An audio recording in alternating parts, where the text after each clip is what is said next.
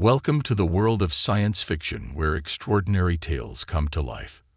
Enjoy the journey. Darius Kane adjusted the collar of his black uniform, the fabric straining against his broad shoulders.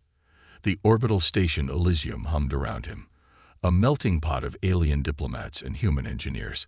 Director Hallis, a wiry man with tired eyes, tapped a holographic profile. This is Princess Vera of the Zorathian sovereignty, third in line for the throne, and your new problem.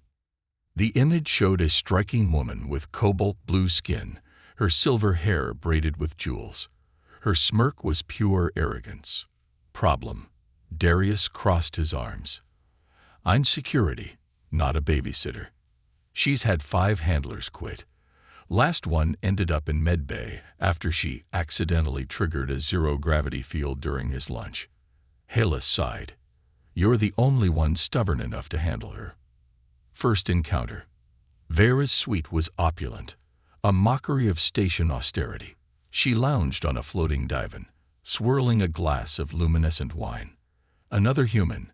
She didn't look up. How? Predictable. Darius remained still. Princess, station rules apply to everyone, even you. She finally glanced at him, her violet eyes gleaming. Rules. My father owns 3 trade sectors. What could you possibly enforce? Try me. His voice was ice. She laughed, tossing the glass aside. It shattered. Oh, I will. The game begins. For days, Vera prodded him, misplacing keycards, triggering alarms, even reprogramming a service drone to spray him with coolant. Each time, Darius countered her effortlessly. You're not even fun to annoy, she grumbled after he disabled her latest prank. Then stopped trying. He held up the drone's control chip. Next time, I confiscate your holofilms. Her jaw dropped. You wouldn't. Watch me. That night, Darius reviewed her file. Zorathians valued strength. Maybe she needed someone unbreakable. The station's artificial daylight cycle had just shifted to evening when Darius caught Vera sneaking into a restricted maintenance shaft.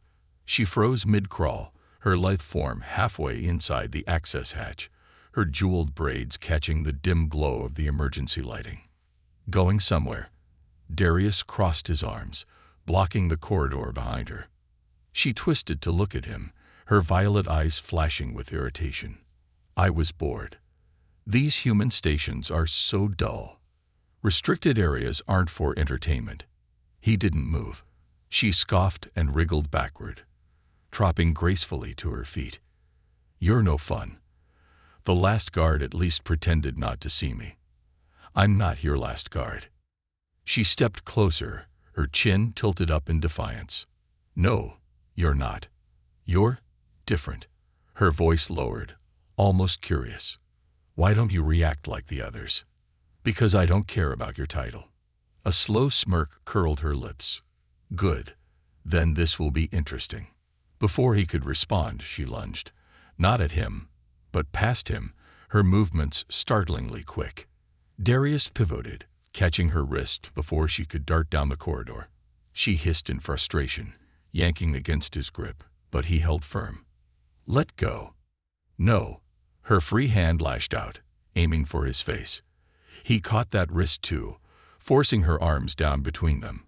She struggled, her breath coming fast, her blue skin darkening with anger. You. Enough. His voice cut through her protest. You want a reaction. Fine. Here it is. In one swift motion, he turned her around, sat on a nearby maintenance crate, and yanked her over his lap. Her gasp of outrage was cut short as his palm came down. Once, twice. 3 firm smacks against the back of her snug-fitting diplomatic attire. Silence. Then, you dare. She writhed, kicking, but he held her easily. I dare. He delivered one last measured swat before releasing her. Act like a child. Get treated like one. She scrambled upright, her face a mix of fury and something else. Shock, maybe. No one had ever laid a hand on her before, her fingers clenched at her sides, her breathing uneven. "You'll regret that," she whispered. "Doubt it." He stood, adjusting his uniform. "Now, are we done with the games, or do you need another lesson?" For a long moment, she just stared at him, her silver-tipped lashes narrowing. Then, without another word, she turned on her heel and stalked away. Darius exhaled. That could have gone worse. He didn't see the thoughtful gleam in her eyes as she disappeared around the corner. The alarm klaxons shattered the artificial night cycle, their wail echoing through the metal corridors. Darius was already moving before the alert finished its first cycle, his boots pounding against the deck plating as he sprinted toward the command center. The station's AI voice boomed overhead. "Security breach in Sector 7. All personnel to emergency stations." He rounded a corner and nearly collided with Director Hallis, whose face was pale under the flashing red lights. "Krell mercenaries," Hallis gasped. They blasted through the docking ring. "They're heading for the VIP quarters," Darius finished, cold dread settling in his gut. He didn't wait for orders. The corridors became a maze of chaos, station personnel running, security teams shouting, the distant thump of plasma fire. Darius ignored it all, pushing harder, faster. He found Vera's door already open, the lock melted. Inside, the suite was in shambles. Shattered glass, overturned furniture, and 3 unconscious Krell mercenaries sprawled across the floor. Vera stood in the center of the wreckage, breathing hard, her jeweled braids half undone. A 4th mercenary lay at her feet, twitching, his scaled face contorted in pain. She looked up as Darius entered, her violet eyes wide. "You're late," she said, but her voice lacked its usual bite. Darius scanned the room, his pistol still drawn. "You took out 4 Krell commandos by yourself." She flexed her fingers, and for the first time, he noticed the faint blue energy crackling between them. They were rude. A new sound cut through the station's alarms, the distinct hum of a ship's engines powering up. Too close. "They're not here for theft," Darius realized. "They're here for you." Vera's smirk faded. The window behind her exploded. Darius lunged, tackling her to the ground as the grappling line shot through the shattered transparent steel. A Krell dropship hovered outside, its bay doors open, more armored figures rappelling in. "Move." He hauled her up, shoving her toward the back exit. "I can fight." Not against 20 of them. They burst into the service corridors, the narrow passages their only advantage. Darius led them through a maze of maintenance shafts, the Krell's guttural shouts echoing behind them. Vera kept pace, her earlier bravado replaced by focused intensity. "Where are we going?" "Armory." "Then comms." He risked a glance back. "Unless you have another secret weapon." She hesitated. "I might." A plasma bolt seared past Darius's shoulder, scorching the wall. No time to ask. They ran. The service corridor ended abruptly at a sealed maintenance hatch. Darius slammed his palm against the access panel, but the screen flashed red. "Lo CKDODNPROTOCOL is active." Behind them, the heavy footfalls of Krell mercenaries grew louder. Vera grabbed his arm, her fingers trembling. Not from fear, he realized, but from something else, suppressed energy. "Step back," she ordered, her voice strained. Before he could argue, she placed both hands against the hatch. The veins in her arms glowed faintly beneath her blue skin, pulsing like bioluminescent circuits. A sharp floral scent filled the air, something sweet and dangerous.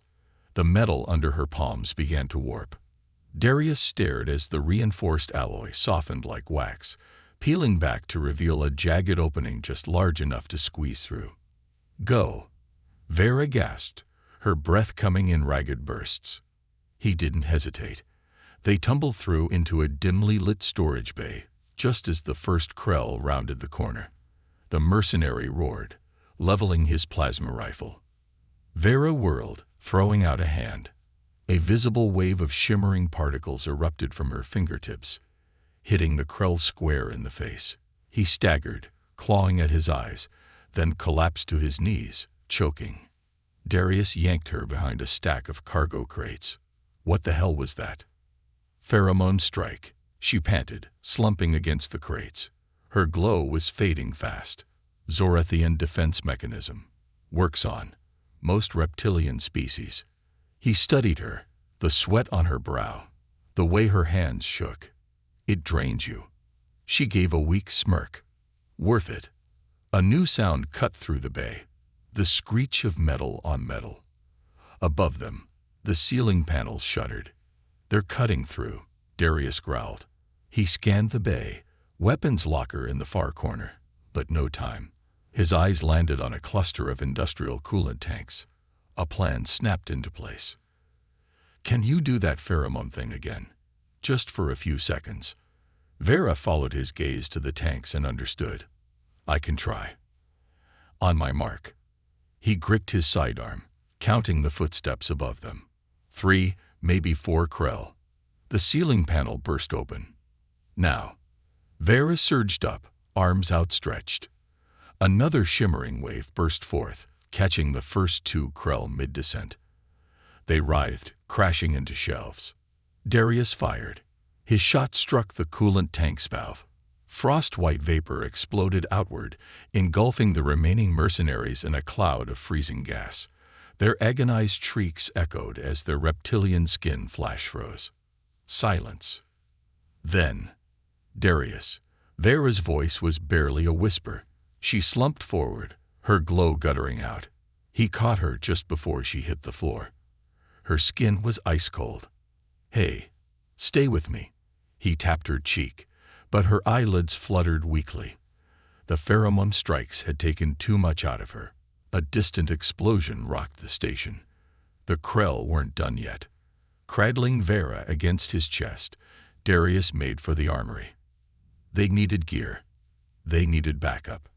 And she needed to wake up.